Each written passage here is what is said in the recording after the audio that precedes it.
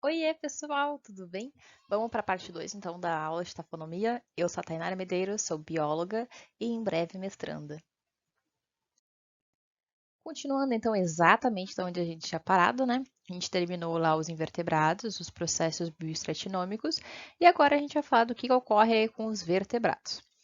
Bom, primeiramente, nos vertebrados a gente tem o processo da desarticulação, né? Quando, né, aqueles casos ultra, hiper, mega raros que os organismos se encontram articulados. E o que se desarticula primeiro? Eu fiz essa sequência de letras aqui muito doida para ser uma colinha para nós. Primeiramente, é o crânio, o encaixe do crânio ali se desarticula. Depois é o encaixe da mandíbula que se desarticula.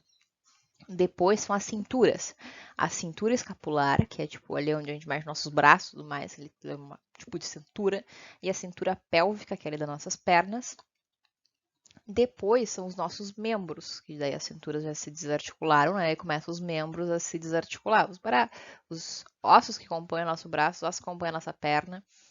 Aí depois as nossas costelas começam a desarticular. E depois as nossas vértebras. E esse é o processo de desarticulação em um vertebrado.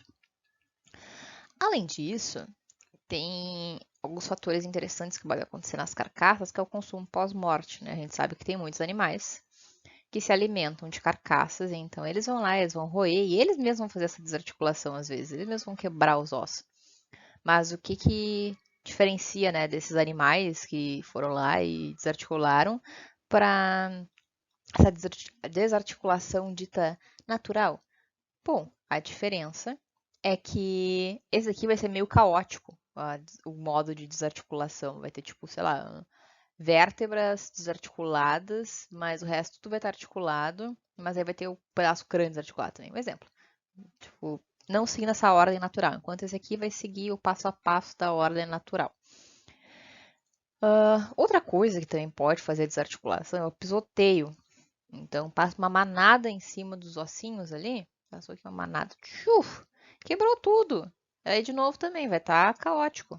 É isso a grande diferença. É o caos. E aí, claro que a gente tem o transporte, né?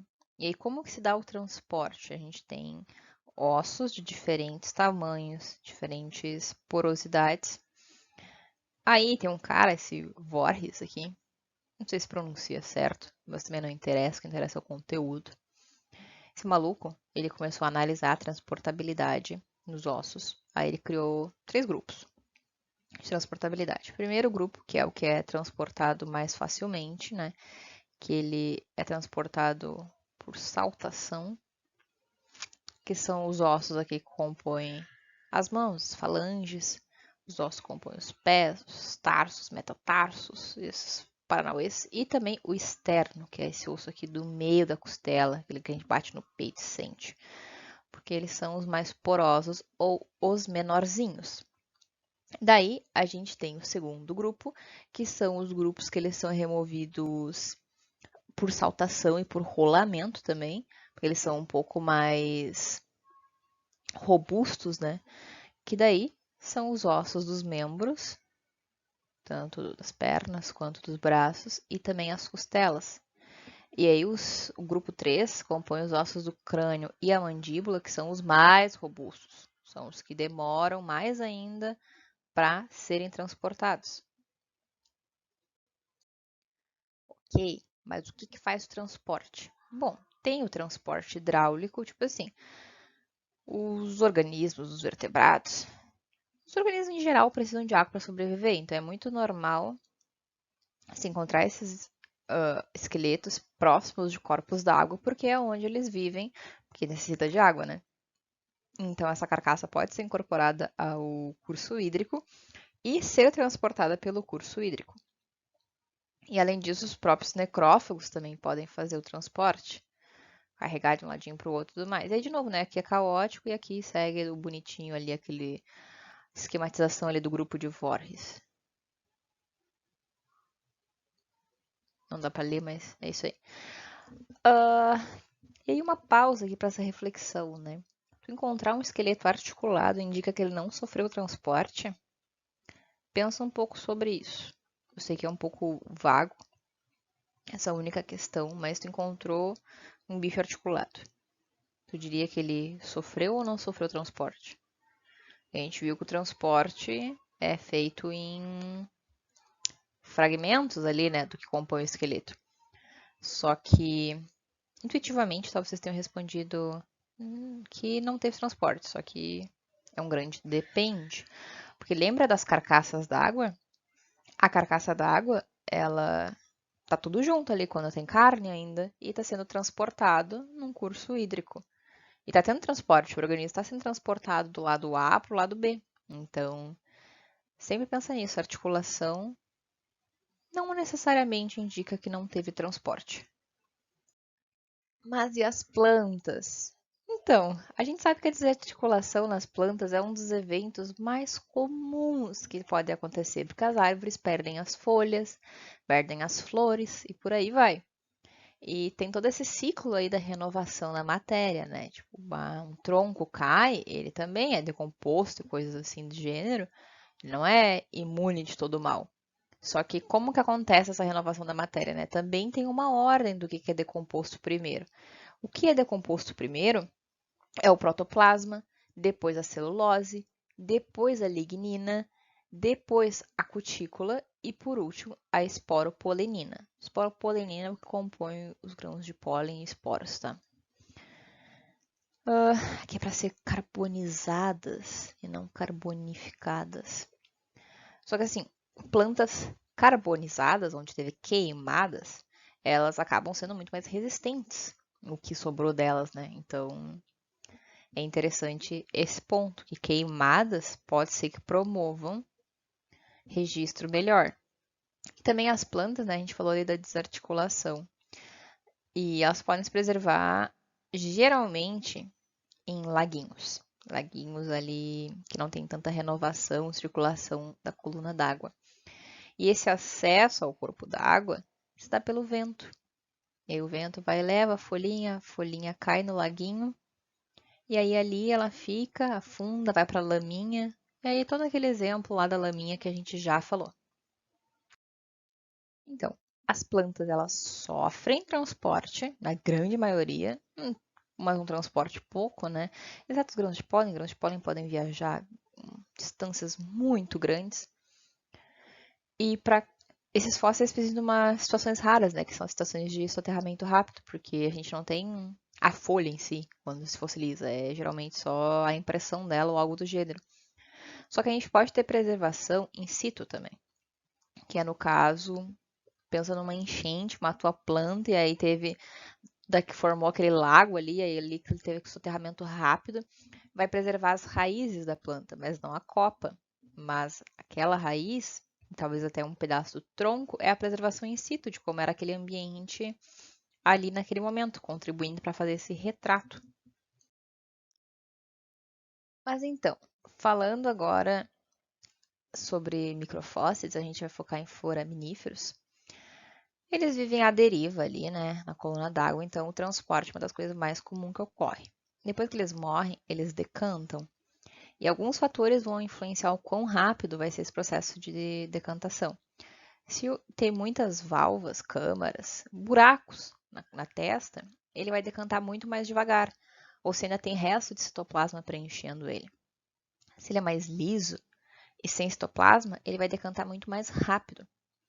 Além disso, o processo de bioturbação pode começar em vida mesmo, porque tem alguns fungos, até mesmo algumas algas e bactérias que começam a comer essa testa desse foraminífero aí mesmo em vida. E que daí provoca ali, né, algumas fraturas, quebrinhas e tudo mais. Tem o processo de dissolução, porque basicamente eles são feitos de aragonita instável, tem todo aquele processo, a água está com um pouco aragonita, tira a aragonita ali do fósforo para tentar rebotar na água e tudo mais. E aí tem uma profundidade também que é a profundidade de compensação do carbonato, que abaixo dessa profundidade, se eu não me engano, é 3.000 metros, 3.000 metros e 800. Nada mais de carbonato de cálcio vai se preservar lá, vai ser só tipo de sílica. Então, quanto mais fundo fica o oceano, menos provável que é de preservar organismos de carbonato de cálcio. Mas enfim, Só que ao mesmo tempo que, embora ele tenha, tipo, muita coisa ruim, pelo tamanho e tudo mais, o tamanho pituchuco deles facilita o rápido soterramento. Então, só essa vantagem acaba sendo muito topzera para ele. Vocês lembram que eu falei de uns termos que eu disse que eu ia explicar? Sim, agora eu vou explicar. Abrasão. Abrasão refere-se ao desgaste mecânico, ou seja, as ondas, o vento, essas coisas que vão desgastar.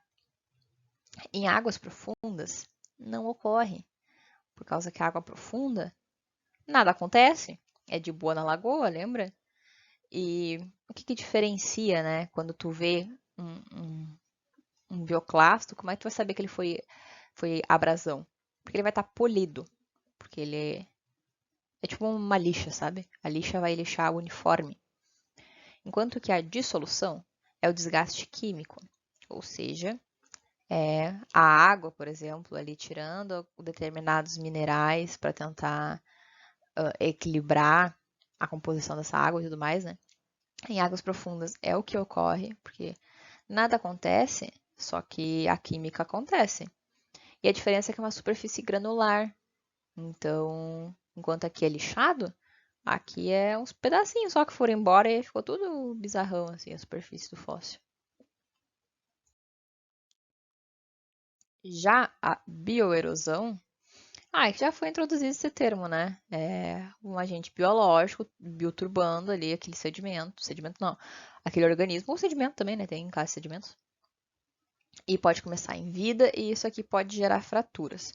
E corrosão é um termo para falar que é tudo junto e misturado. Pode ser bioerosão com abrasão, dissolução com abrasão ou tudo. E aqui a gente tem uma outra coisa para se falar, que é o intemperismo pré-fossilização, que é uma das coisas que vão depois da morte ali, mas uma das coisas que pode atuar em ossos de vertebrados para estragar todo o rolê. Aí tem 5 categorias e uma zero, que é a inicial. Aí, sei lá, pensa lá no osso. O estágio inicial desse osso, ele tá fresquinho ali, sem rachadura, com pelezinha e tudo mais. Aí depois de um tempo, conforme vai passando, né, o tempo, vai criando umas rachaduras em formato de mosaico. E a pele já começa a ser algo meio raro, assim, sabe? Porque já foi decomposta essa pele. E aí depois de mais um tempo ainda, esses mosaicos começam a soltar pequenas lascas de osso. Só que a gente ainda encontra pedaços de cartilagem. E aí, o terceiro estágio é que esse osso já está sem essa camada superficial, essa pelezinha, não é uma pelezinha, né? Termo horrível que eu usei, essa película inicial de osso, e as lascas já estão bem mais profundas. E aí aqui já não tem mais tecido mole, nada, sabe? Nem pele, nem cartilagem, nem nada desse gênero. No estágio 4, o osso apresenta uma estrutura fibrosa, aí ele fica todo esquisitão. E o estágio 5 ele vira farelo, vira farinha, se desintegra no local quando tu tenta mexer nele. Aí assim, esse é o processo de destruição de um osso. Acho que deu pra ver que eu gostei bastante desses. Pausa para um teste. Então vamos fazer mais um pequeno teste. O que a abrasão indica? Tempo. A abrasão, claro, né? Lembra lá, a abrasão é aquele processo mecânico. Ela indica a energia do meio. Então, um meio muito energético, como um ambiente praial com ondas ou correntes, vai gerar abrasão. O que indica a bioerosão? Tempo. Prolongada exposição na interface água-sedimento. Ele não foi soterrado. Ele não foi completamente soterrado para que os organismos não fossem lá e bioturbar aquele bioclasto. O que indica dissolução? Tempo. Mudanças químicas no meio a qual aquele bioclasto estava inserido. Pensou em dissolução, pensou em química. O que indica arredondamento? Tempo. Indica que pode ter sofrido corrosão, transporte ou muito tempo de exposição. porque a corrosão, né, aquele tudo junto misturado, gera um arredondamento. O transporte também. E o tempo de exposição também vai contribuir para essa prolongada exposição, interface água-sedimento, de todos esses agentes atuarem sobre esse bioclasto. O que indica incrustação?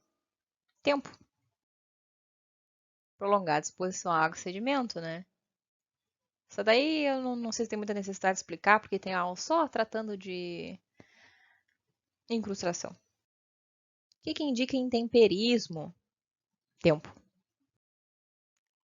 Prolongada exposição sem soterramento também, né? A gente acabou de falar que o bicho estava ali exposto, o osso estava ali exposto, que foi se deteriorando. Mas enfim, acabou aí o nosso teste e seguimos para a continuidade da aula. Então, no planeta, a gente tem duas grandes zonas. A zona tafonomicamente ativa, que é onde a tafonomia toda, ali, os processos tafonômicos, está atuando para destruição e blá blá blá, dos ossos, conchas e tudo mais. E abaixo disso, a gente tem a zona de soterramento final, que é o lugar calmo, de boa, que se uma partícula migra da ZTA para ZSF, ela tem a chance de fossilizar. Mas o que é que está ali na ZTA, que é a zona tafonomicamente ativa? O que é que está ali influenciando? Tudo o que a gente já discutiu. A geoquímica do ambiente, a bioturbação dos organismos ali que vão estar tentando destruir aquilo, a profundidade também influencia e também depende de organismo para organismo, essa zona tafonomicamente ativa, o tamanho dela, a extensão dela vai mudar. Então, a gente tem algumas fases diagenéticas que tem alguns nomes horrorosos, que não é para decorar, mas é importante dizer que primeiro é a sindiagênese. Ela ocorre em uma profundidade de 1 a 10 metros e num tempo meio curto, digamos. E é aqui onde ocorre a permineralização.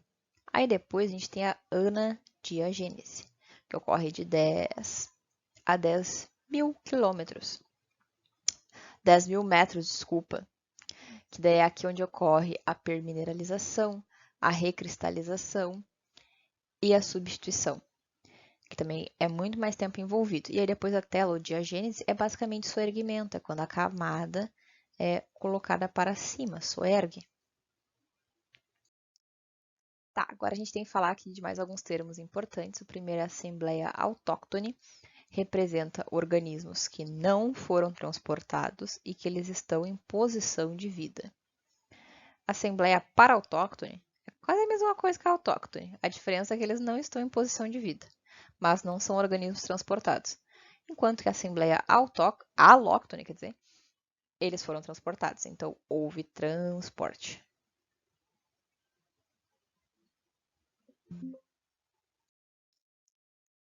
Modéstia à parte, eu não gosto muito desse momento, mas a gente tem que falar sobre as classificações das concentrações fossilíferas. Gera discussão de como faz isso e tudo mais. Eu vou abordar como está no livro, porque é o jeitinho abordado também em grande parte das provas. Então vamos lá. Em ambiente marinho primeiro, tá? Tem um tipo de concentração que são as concentrações de tempo bom. Ou seja, uma água meio rasa, aí aqueles fósseis ali vão exibir um baixo grau de seleção, eles vão ser fragmentados, vão ter muita abrasão, eles vão ter uma distribuição bimodal, ou seja, é a distribuição ali para os dois ladinhos, né? E ele tem uma qualidade muito ruim, porque é de onda. Onda, lembra? Onda é ruim. E aí, a gente tem as concentrações de ondas de tempestade. Também é numa água meio rasa, um pouquinho mais profunda. Exibe pouca seleção esses fósseis. Alguns podem estar articulados, pode ser que teve exumação. Pensa só, uma tempestade, uma onda de tempestade é um negócio forte que remexeu aquele fundo ali. e é um pouquinho mais fundo que o outro. E a distribuição é caótica, a distribuição tá para todos os lados, não é bimodal que nem aquele outro. E a diferença é que ele tem uma melhor qualidade, porque a onda é um evento do dia a dia, lá, a onda de tempo bom, que vai machucando progressivamente. Isso daqui é um evento que aconteceu naquele momento. Tem o fluxo de tempestade, que são bioclastos mais fragmentados. Pode ter alguns articulados juntos, então vai ter uma misturinha. Também, de novo, a distribuição meio caótica e a diferença é que é um fluxo. Fluxo indica transporte, então foi um transporte durante essa tempestade. Aí tem o lag transgressivo, que tem bastante bioerosão nesses bioclastos. Eles podem ser ou não fragmentados, mas eles estão desarticulados. De novo, distribuição caótica. E o que indica isso? A gente já fez ali no testezinho o que significava bioerosão. Bioerosão indica prolongada exposição na interface água-sedimento. Então, viu lag transgressivo, bioerosão, exposição. E o que são essas concentrações condensadas? Vai ter uma mistura de coisas boas, coisas ruins, tipo um registro bom e um registro ruim. Pode ter retrabalhamento e é um negócio assim complexo que ele exibe histórias tafonômicas muito distintas e é um bagulho mó complexo isso daqui. E as concentrações primariamente biogênicas, o que tu encontra? Tu encontra organismo em posição de vida que indica pouco distúrbio. Então, só fazendo uma recapitulação, porque isso daí é uma parte do conteúdo assim que eu acho complicada. Onda de tempo bom, lembra, fragmentado, registro ruim. Onda de tempestade, um registro melhor. Fluxo de tempestade, é transporte.